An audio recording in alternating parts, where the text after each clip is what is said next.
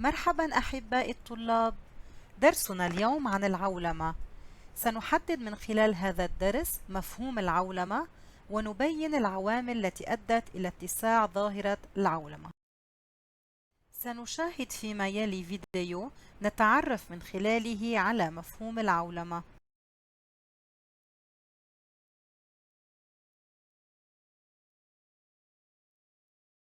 Qu'est-ce que la mondialisation?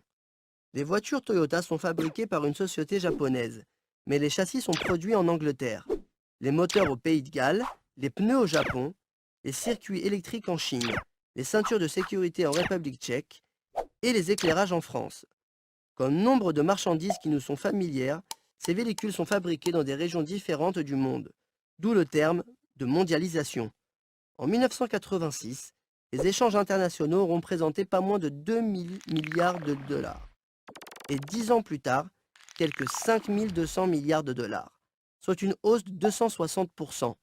Au résultat, les produits fabriqués à l'étranger, que l'on voyait rarement dans certains pays avant la mondialisation, sont devenus monnaie courante.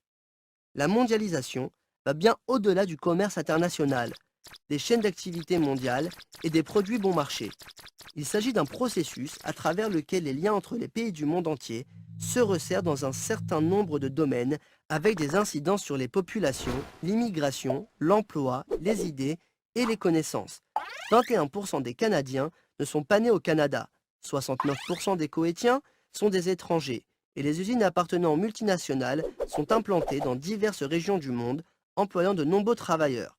Beaucoup de produits sont fabriqués et vendus à l'identique dans le monde entier. La mondialisation modifie le visage de la société. Elle est source de conflits et de révolutions, nous met en présence de cultures très éloignées de la nôtre et nous permet même de poursuivre quelqu'un en justice ailleurs dans le monde. Sur le plan économique, la mondialisation s'exprime avant tout dans les échanges internationaux.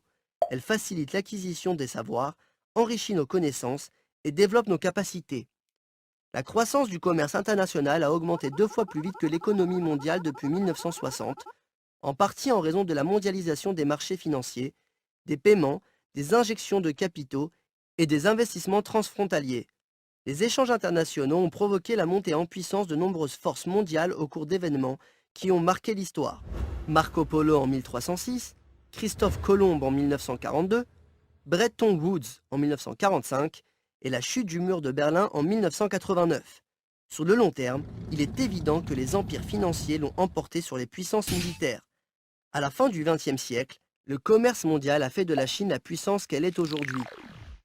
Grâce à une main-d'œuvre bon marché, la Chine a créé une énorme machine à exporter dont beaucoup affirment qu'elle a lésé nombre d'industries dans le monde, telles que le textile. Les facteurs à l'œuvre dans la mondialisation ne peuvent être stoppés.